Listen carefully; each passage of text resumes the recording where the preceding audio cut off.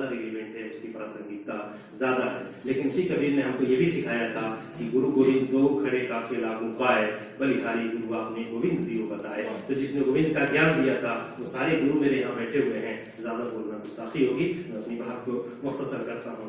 लेकिन ये जरूर है कि प्रकाश सिंह जी जब कबीर पढ़ाते थे हमें, तो ये भी उसी वक्त मालूम हुआ था कि सतगुरु हम सूरी जिकर एक कया प्रसंग और बरसा बादल प्रेम का भी किया सत्संग। तो ये हमारे वही गुरुजन बैठे हुए हैं जिन्होंने हमें बोलना सिखाया, जिन्हें कुछ पढ़ना सिखाया, जिन्हें थोड़ी बहुत अदब की समझ का एक सलीका दिया। आइए दरमियान में कुछ बातें होती रहेंगी और आज मैं जरा सा ज्यादा बोलने की इजाजत चाहूंगा। हमेशा मुख्तसर ही अपनी बात को रख दिया। इस मौके पे जनाब मुशर्रफ आलम ज़ौकी साहब के हवाले से भी गुफ्तगू होगी और जो हमारे दो मेहमान अहमद जावेद साहब और जय साहब होंगे तशरीफ लाए उनसे। लेकिन इससे पहले हमारी एक बहुत खूबसूरत रिवायत है कि हम अपने मेहमानों का गुलदस्तों से उनका इस्तेमाल करते हैं। कहीं कहीं लोग फूलों का गुलदस्ता भी कहते हैं, आप मुताब रहिएगा, गुलदस्ता ही होता है, फूलों का गुलदस्ता नहीं होता। तो हाँ भी कहीं प्रोग्राम में भी सुन रहे थे हम लोग दरिया के किनारे, तो शायद अजीम साहब मुस्कुरा रहे थे फूलों के अंदर। तो हम गुलदस्तों से अपने मेहमानों का इस्तेमाल करते हैं। मैं शोबे गुफ्तार डॉक्टर इमरान साहब से गुजारिश करता हूँ, जरा सा अगर हमारी मदद करते हैं आप इस तरफ तशरीफ लाते। तो सबसे पहले आज के मेहमान जी वक़ार जिनसे हम आज का लेक्चर सुनेंगे, जनाब मुशर्रफ आलम ज़ौकी साहब की खिदमत में मैं गुजारिश करता हूँ कि हमारे सेंटर के चेयरपर्सन हमारे गुरु प्रोफेसर ओम प्रकाश सिंह साहब गुलदस्ता पेश करके आपका इस्तेमाल करेंगे। प्रोफेसर ओम प्रकाश ज़ौकी साहब गुलदस्ता पर पेश करके सैदा मीडिया लैंग्वेज में आपका इस्तेमाल।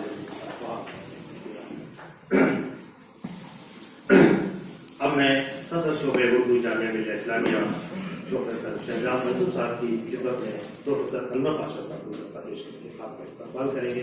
मैं गुजारिश करता हूँ तरफ से प्रोफेसर शहजाद मंसूर साहब के सर ये कैमरे वाले तो खूबसूरत चेहरे से मैं करना चाहता हूँ।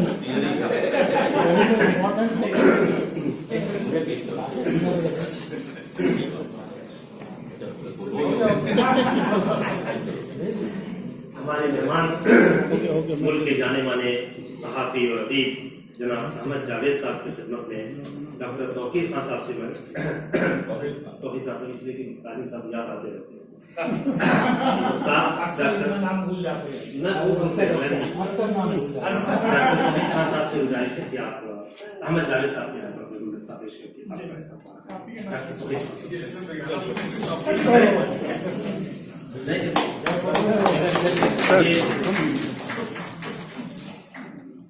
मुंबई से तशरीफ लाए हमारे मेहमान फारूक सैयद साहब जो कि बच्चों का रिसाला गुज़िश्ता 25 वर्षों से अपने दम पे निकालते हैं। ये बड़ा कारनामा बच्चों के अदब के लिए कमिटमेंट है उसका। मैं प्रोफेसर खालिद इकराम साहब से गुजारिश करता हूँ कि फारूक सैयद साहब के खिदमत में गुलदस्ता पेश करके आप सवाल करें। प्रोफेसर खालिद इकराम साहब फारूक सैयद साहब के खिदमत में गुलदस्ता पेश करके आपका इस्तेमाल करें।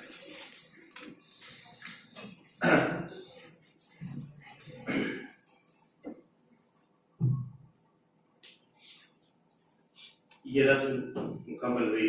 अब मैं बहुत ही अदब और एहतराम के साथ उस शख्सियत को जिसने कबीर के बारे में, जिसने उर्दू और हिंदी के रिश्तों के बारे में, उर्दू हिंदी के लिसानी रिश्तों के बारे में हम सब को पढ़ाया है, हमारे सेंटर के चेयरपर्सन प्रोफेसर ओम प्रकाश सिंह साहब को गुजारिश करता हूँ कि वो वेलकम एड्रेस के लिए आप तालियों से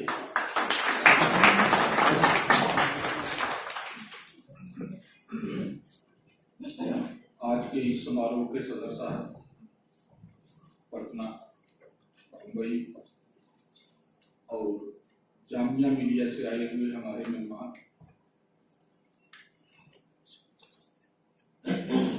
प्रोफेसर अदवान आलम, प्रोफेसर इकराम, हमारे विभाग के और सहयोगी, आप सभी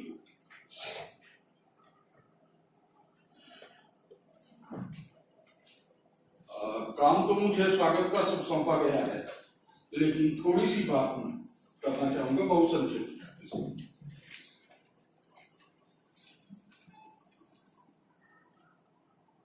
आज हम उर्दू फिक्शन की रवायत, जो उसमें नए मोड़ आए हैं, आज हम कहां खड़े हैं उर्दू फिक्शन में, इन सब चीजों पर बात करने वाले हैं।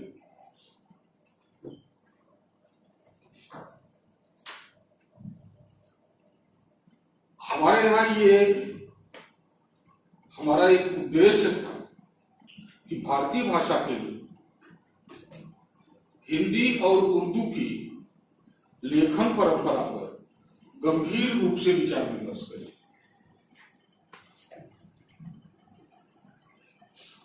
बात और चीजों की छोड़ दी जाए, केवल फिक्शन की बात की जाए तो फिक्शन में उसकी रवायत, उसके जो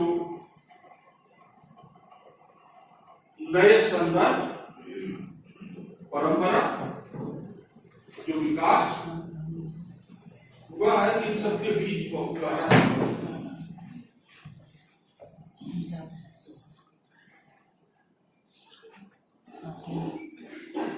हम हिंदी और उर्दू दोनों में फिक्शन की विकास परंपरा को अलग अलग पढ़ते हैं। कभी हम इसको संस्कृत की कादम्बरी से जोड़ देते हैं, दास्तान, ख्याल, किस्सा, ये सब ऐसी चीजें हैं जो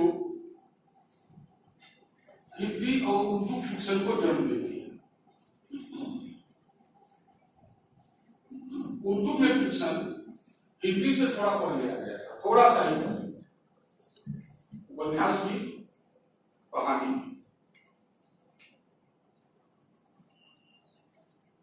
आपके यहां जब मिरातुल उरूस आया और लिखा गया तो मिरातुल उरूस के अनुकरण पर, उसको फॉलो करके जो मसाइल उसमें उठाए गए थे उनके आधार पर हिंदी में 4-5 उपन्यास लिखे गए। कारण उसका यह था कि कुछ तो मसाइल का नया होना, और दूसरा कारण जो मुझे समझ में आता है कि उस समय डिप्टी नजीर को मिरातुल उरूस पर 400 रुपए का पुरस्कार मिला था। तो हिंदी वालों को अच्छा लगा कि इसी मसाइल पर लिख करके जल्दी जल्दी पुरस्कार छटक लीजिए।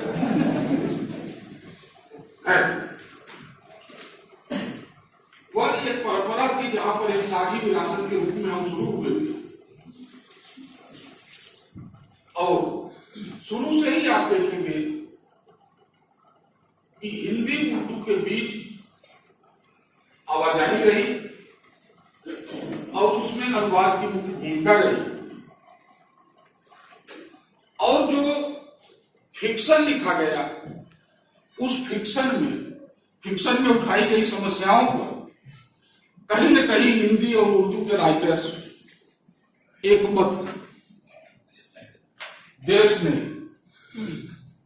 करवट लिया, अनेक मोड़ हमारे सामने आए, अनेक सामाजिक राजनीतिक समस्याएं आई, उन्हीं के बीच में कुछ धार्मिक समस्याएं भी उठाई गई। इन सब से हिंदी और उर्दू का कथा साहित्य भरा हुआ है, और अगर उस कथा साहित्य का हम अध्ययन करें, प्रेमचंद से पहले तक का कथा साहित्य या प्रेमचंद के कथा साहित्य जहां पर की हिंदी उर्दू एक साथ है, तो हमें तमाम ऐसी चीजें मिलेंगी जिन पर चल करके या जिन चीजों को मान करके, जिन चीजों का अनुकरण कर हम अपने गंतव्य तक पहुंच सकते हैं, जहां हमें पहुंचना है वहां पहुंच सकते हैं। मित्रों, मैं इस परंपरा पर बहुत ज्यादा नहीं बोलूंगा। एक बात मुझे हिंदी उर्दू के संदर्भ में जरूर कहना है कि हिंदी में एक कथाकार हुए थे गुलशेर खां सानी, और सानी साहब बहुत नाराज रहते थे कि जिन लोगों को मुस्लिम समाज की जानकारी नहीं है वे भी मुस्लिम समाज पर उपन्यास लिख रहे फिक्शन एक ऐसी चीज है जिसमें आप पूरी परंपरा को समझ करके तभी हाथ डाले तो सफल होंगे। हमारे यहाँ हिंदी में कहा जाता है, आपके यहाँ भी कोई जुमला होगा इस तरह का, कि साहित्य समाज का दर्पण है। मैं नहीं मानता साहब इस चीज को। दर्पण का काम, शीशे का काम, आईने का काम केवल इतना होता है कि दिखा दिया, तस्वीर आप उसमें देख लेंगे। साहित्यकार का काम, कथाकार का काम इससे आगे का होता है। आप केवल अपने को ही ना देखें, बल्कि आगे हमारा भविष्य क्या होगा, फ्यूचर क्या होगा। कथाकार उस फ्यूचर को, उस भविष्य की तरफ हमारा ध्यान दिलाता है और संकेत करता है। इसलिए कथाकार का कार्य उस कार्य से आगे बढ़ा हुआ है जहां यह कहा जाता है कि साहित्य समाज का दर्पण होता है। आजादी के बाद उर्दू कथा साहित्य में भी अनेक मोड़ आए हैं, हिंदी कथा साहित्य में भी अनेक मोड़ आए हैं। पता नहीं क्यों अगर मैं अपने कहीं केवल बात कर रहा हूं कि अगर मैं भारतीय भाषा केंद्र में पहले आ गया होता तो ये ज्यादा अच्छा होता कि मैं भी उर्दू सीख गया। उर्दू न पढ़ पाने की कथा हमेशा बनी रहती है, जो अनुवाद के माध्यम से खुला है। जबकि साथ को लंबे समय से पढ़ते रहे और जहां तक मुझे लगता है कि ये उर्दू में जितना छाया हुई है उससे अधिक इनके अनुवाद हिंदी में वो सब मौलिक है, मौलिक मुझे अनुवाद नहीं है। अच्छा, दूसरी चीज जबकि साहब को पढ़ते हुए जो मुझे लगा कि जो साहित्य लेखन की प्रगतिशील परंपरा है, उस प्रगतिशील परंपरा में अपनी किताबों का शीर्षक देने में जबकि साहब का जवाब नहीं है। इसे आप उनकी कहानियों, उपन्यासों, नाटकों या बाल साहित्य पर भी इनका एक पुस्तक है कंगन। अद्भुत लगता है इन्होंने जिस तरह का शीर्षक चुना है। उन शीर्षकों को अगर मैं आपके सामने रखूं, बाजार की एक रात, मत रो सालिग्राम, फिजिक्स, केमिस्ट्री, अलजेब्रा, ये इस तरह के इनके कहानी संग्रह है।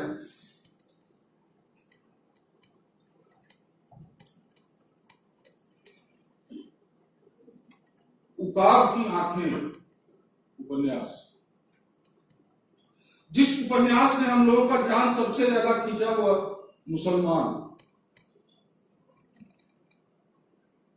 इस परंपरा के लेखक को पा करके आज हम उस पर कुछ बात करेंगे, फिक्शन को समझने की कोशिश करेंगे। निश्चय ही हमारे लिए नई राहें खुलेंगी। हम कैसे अपने साहित्य को देखें, किस रूप में उसे समझें। मुसर्रम आलम जौहरी साहब की बातों से काफी चीजें हमारे सामने स्पष्ट होंगी। मैं आपका भारतीय भाषा केंद्र में जवाहरलाल नेहरू विश्वविद्यालय की कोई दिक्कत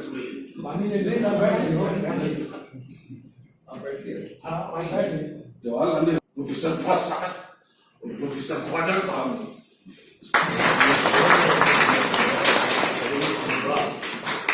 आप इसके बाद भी बोल गए, वाह वाह, ये पानी हमारे मेहमानों का इस्तेमाल किया। साहब की शख्सियत थी जिन्होंने ये उसी शहर से यादें लेकर आए थे जहाँ भारतेंदु हरिश्चंद्र, हम भारतेंदु हरिश्चंद्र को भारतेंदु युग के हवाले से जानते थे, उनकी हिंदी की रचनाओं के हवाले से जानते थे। प्रोफेसर ओम प्रकाश सिंह साहब ने बताया कि भारतेंदु हरिश्चंद्र रसा बनारसी थे और उर्दू में गजलें थे। वाह। ये बताने वाली शख्सियत थी प्रोफेसर ओम प्रकाश सिंह साहब की। भारत हिंदी गद्य साहित्य का पहला लेखक 1850 में बनारस में पैदा हुए, 1885 में मर गए। सिर्फ 35 साल की उम्र में एक आदमी ने वो काम कर दिया कि हिंदी साहित्य में एक पूरे युग को हम भारतेंद्र युग के नाम से जानते हैं, लेकिन वो बुनियादी तौर पे उर्दू के शायर थे, वो रसा बनारसी थे। ये बात हमें बताने वाले सबसे पहले हमारे आदरणीय गुरुदेव प्रोफेसर ओम प्रकाश सिंह साहब की उर्दू साहित्य पे बहुत गहरी नजर रखते हैं, उर्दू साहित्य को पढ़ा है। अब आइए इस सिलसिले को आगे बढ़ाते हुए एक बात अर्ज करके कि मैं अपने असातिज़ा पे प्रोफेसर पाशा साहब पे, प्रोफेसर ताजिक साहब पे इसलिए भी हम नाजा रहते हैं कि ये जो ज़ौकी साहब तशरीफ रखते हैं, ये हमें सिर्फ और सिर्फ इसलिए अजीज रखते हैं हमेशा, इन्हें जब ये मालूम हुआ कि हम इनके शागिर्द हैं, बेहद अजीज रखा है उन्होंने हमेशा पिछले 20 वर्षों में, जहाँ भी जिस महफिल में जिस मकान पे जहाँ भी मिले। क्योंकि प्रोफेसर ताजिक साहब से और पाशा साहब से एक गहरी का ताल्लुक है आपकी दावत के खिदमत है। मैं चाहता हूँ कि बाकायदा इंट्रोडक्टरी रिमार्क्स के लिए, तारुफी कलमात के लिए उस्ताद मोहतरम प्रोफेसर अनवर पाशा साहब से गुजारिश की वो भाई तशरीफ लाए और हमारे तारुफ और इस मौजूद के हवाले से कभी के हवाले से भी प्रोफेसर अनवर पाशा साहब।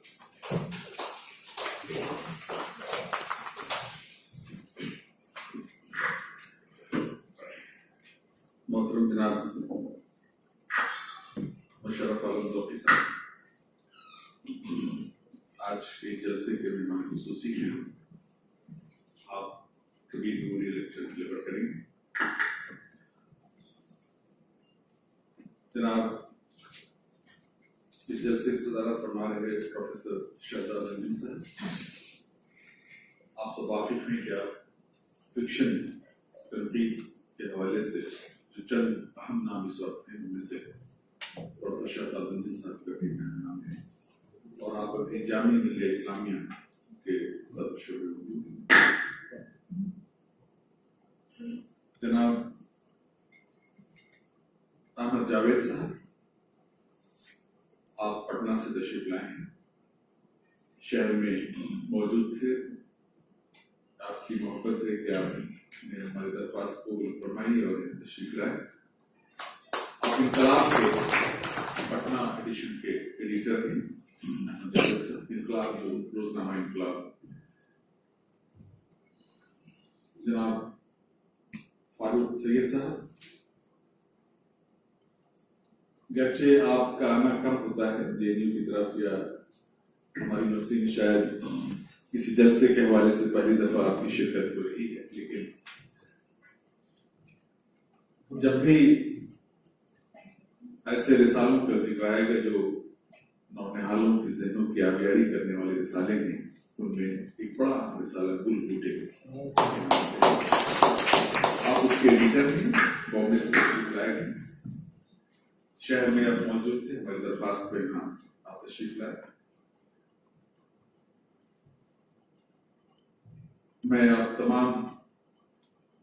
हमारे दरमियान दो और बड़ी अहम शख्सियतें मौजूद हैं। एक जनाब सिराज अजीज साहब की बच्चों के अदब के हवाले से, अतफाल के हवाले से इस वक्त जो लोग सरगर्म हैं, न सिर्फ लिखने की सतह पर बल्कि किस तरह से बच्चों के अदब को क्या समत दी जाए, कैसे उसको फरोग दिया जाए, कैसे उसे लाइमलाइट में लाया जाए, कैसे उन अदीबों की जो अहमियत है उनका सही मुकाम है, इस हवाले से वो मुकाम उनको मिले, इस समत में आप हमेशा कोशिश करते हैं। आप हमारे दरमियान मौजूद हैं। गया से तशरीफ लाए हुए जनाब अहमद सगीर साहब, फिक्शन राइटर्स की जो फेहरिस्त अगर आप बनाएं तो जाहिर है कि एक नुमाया नाम आपको अहमद सगीर साहब का उसमें मिलेगा। आप आज हमारे दरमियान इत्तेफाक है कि आप भी शहर में मौजूद थे और आप यहाँ तशरीफ लाए। हम तमाम बाहर से आने वाले अपने मेहमानों खैरमकदम कहते हैं। खैरमकदम जाहिर है कि हमारे शोबे के, हमारे सेक्टर ऑफ इंडियन लैंग्वेजेस के चेयरपर्सन साहब ने किया है, लेकिन मैं भी इतना इखलाकी पर समझता हूँ कि बतौर कन्वीनर इस लेक्चर के मैं भी आपका खैर मकदम करूँ, आपका इस्तकबाल करूँ, आपका तहे दिल से खैर मकदम है, इस्तकबाल है। उसके अलावा हमारे तमाम असातिज़े कराम मौजूद हैं। प्रोफेसर ओपी सिंह साहब जाहिर है कि सदर इस वक्त चेयरपर्सन है हिंदुस्तानी जबानों के मरकज से, जनाब प्रोफेसर खालिद करामुद्दीन साहब यहाँ तशरीफ रखते हैं, जनाब राजेश पासवान साहब तशरीफ रखते हैं, यहाँ भी प्रोफेसर गरिमा श्रीवास्तव साहब तशरीफ लाई हैं, जनाब अखलाक अहमद साहब यहाँ तशरीफ रखते हैं, और बहुत गरीब होने की वजह से बहुत बाद में नाम आता है प्रोफेसर आप भी तौकीर कर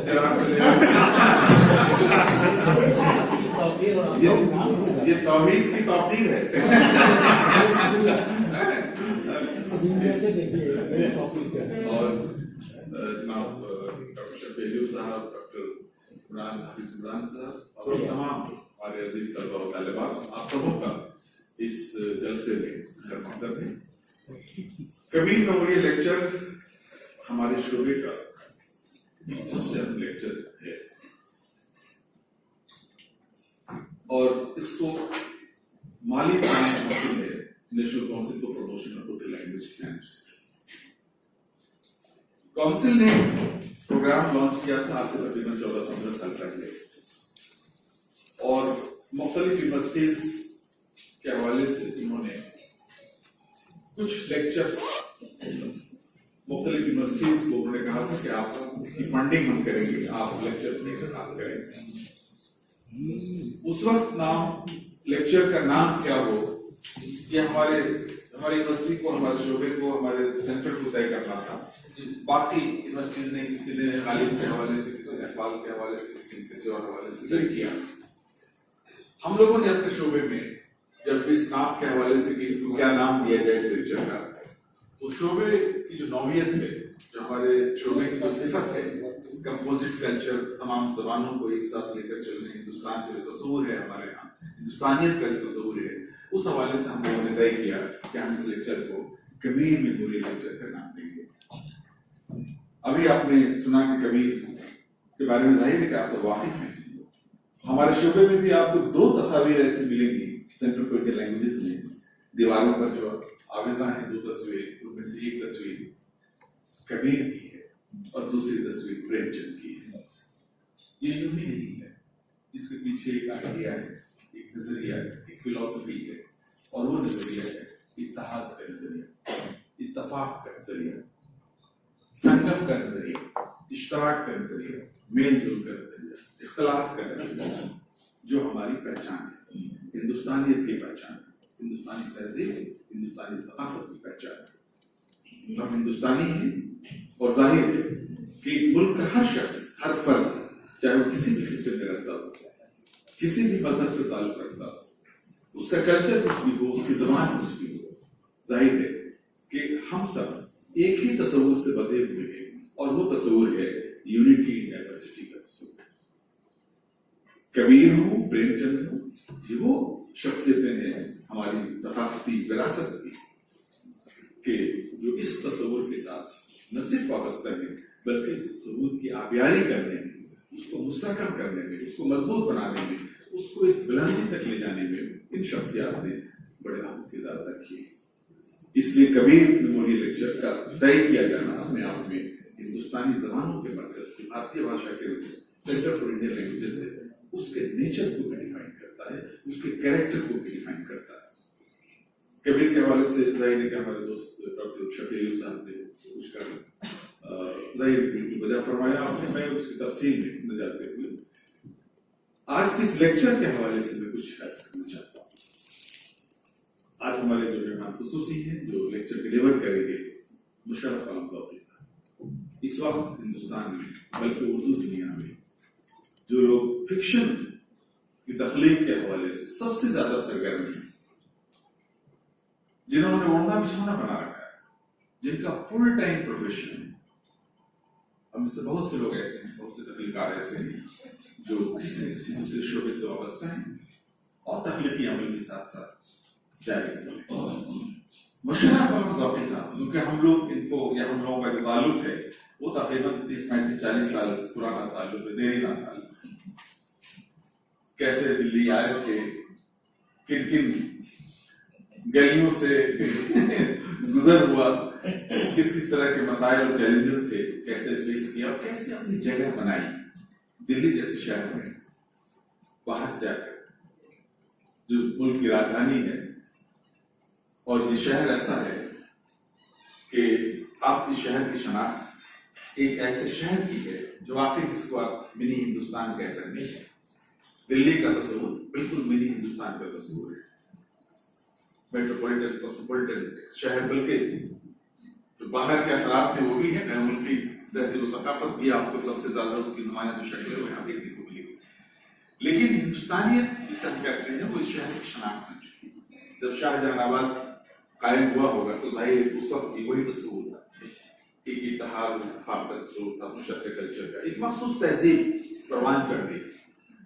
हालांकि अब तहजीब जो है वो रफ्ता रफ्ता पीछे की तरफ जा रही है, और अब अगर आप कहें कि इस शहर की जबान क्या है, इस शहर की सकाफत क्या है, कल्चर क्या है, तो अब उस तरह से अगर आप आज से 200 साल 400 साल 500 साल पहले जाएंगे तो शायद वो आपको वो सकाफत उस तरह से तो नहीं दिखेगी, लेकिन उस सकाफत की बाकिया वो अब भी इस शहर की रगों में खून बने दौड़ रही है।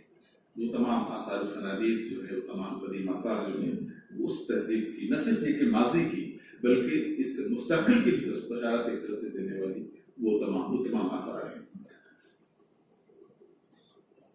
आपने यहाँ आकर के अपनी जिंदगी का आगाज किया, अपना सफर आपने यहाँ पे शुरू किया, लिखने का अमल पहले से शुरू कर चुके थे, लेकिन बाज़ाब्ता तौर पर एक शनाख्त जो मिली मुशर्रफ ज़ौक़ी साहब को अरबी दुनिया में, और न सिर्फ उर्दू में, बल्कि आप प्रेमचंद की रवायत को कायम रखते हुए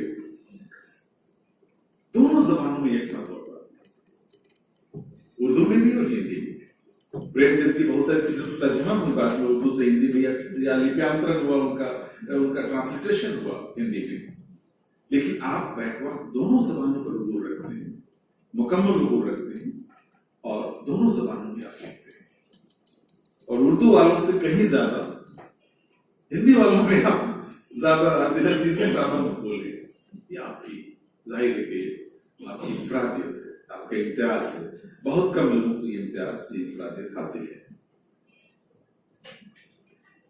आप फिक्शन राइटर हैं, शॉर्ट स्टोरीज, अफसाने, कहानियां लिखते हैं, नॉवेल लिखते हैं, और दोनों सतहों पर, अफसाने की सतह पर भी यानी कहानी की सतह पर भी और नॉवेल निगाह के तौर पर भी आपने दोनों सतहों पर एक इम्तियाजी अपनी शनाख्त आपने कायम की।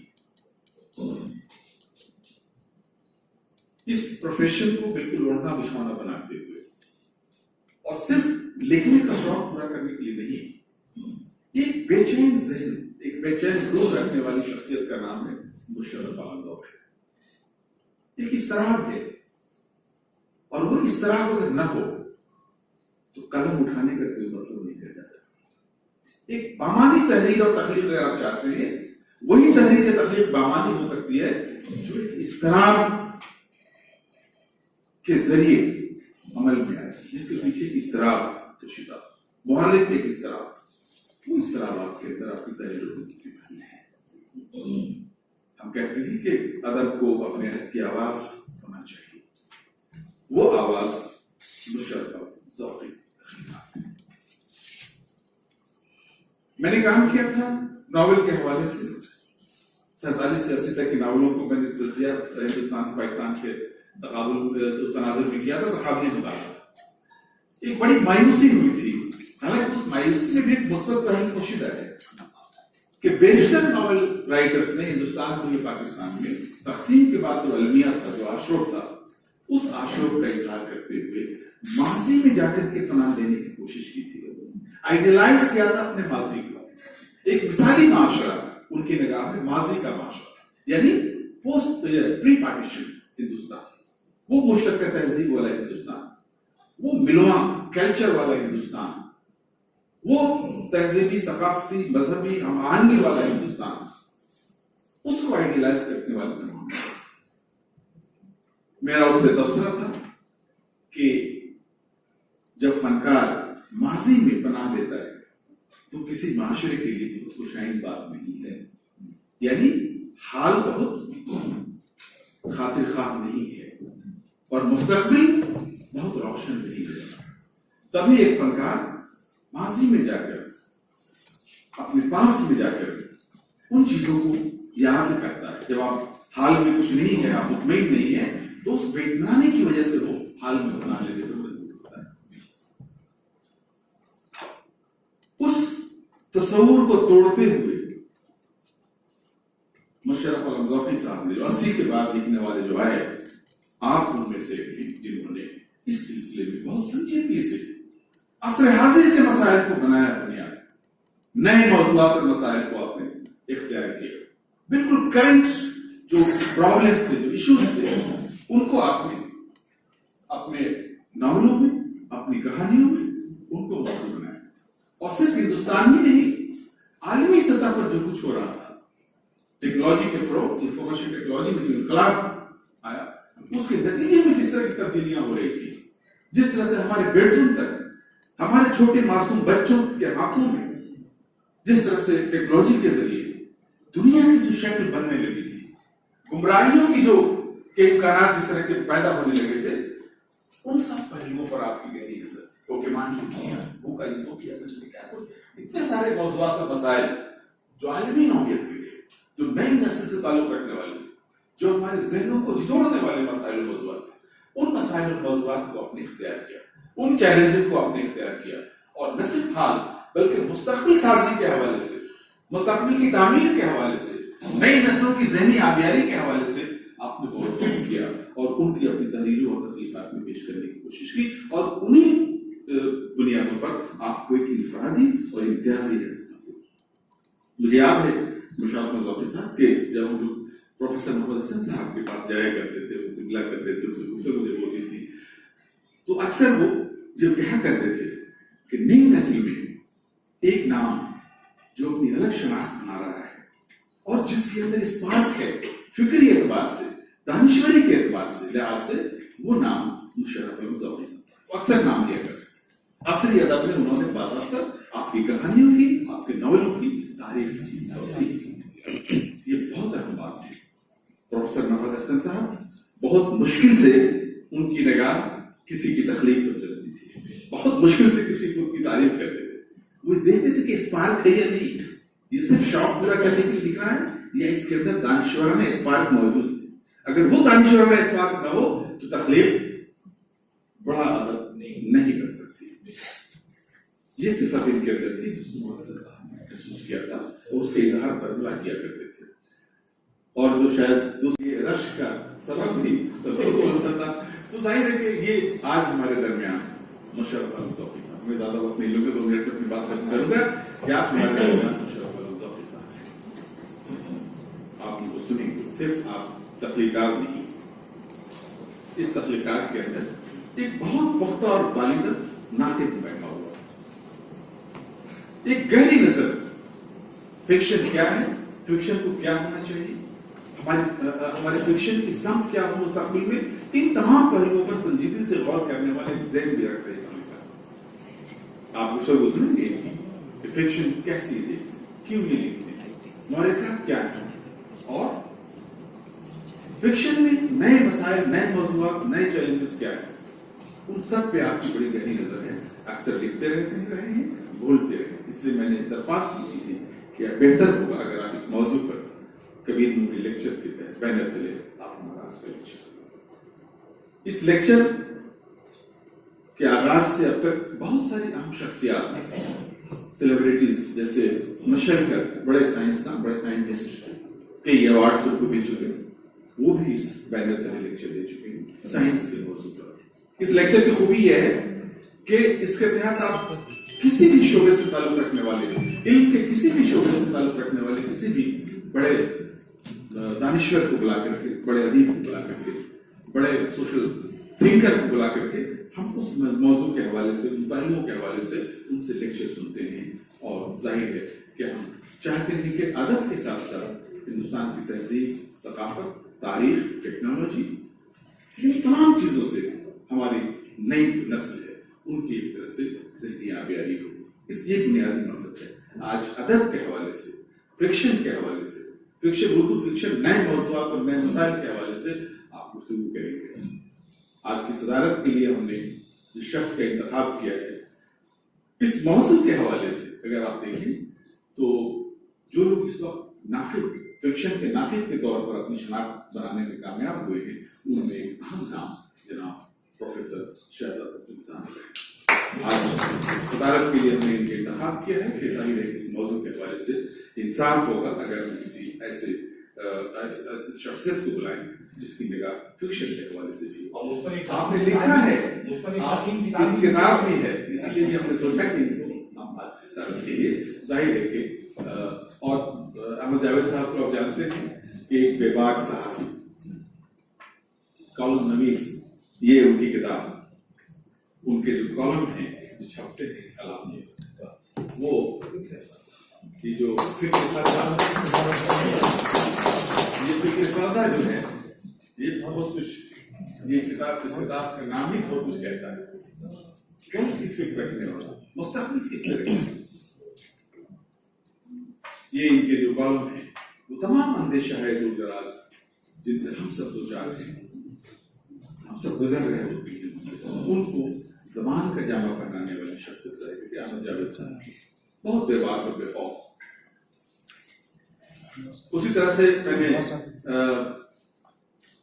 ये अभी अहमद सगीर साहब जिनका जिक्र अभी हो रहा था, एक नया नावल उनका किया है, आसमां से आगे, आसमां से आगे एक बिल्कुल नया नावल अहमद सगीर साहब का है।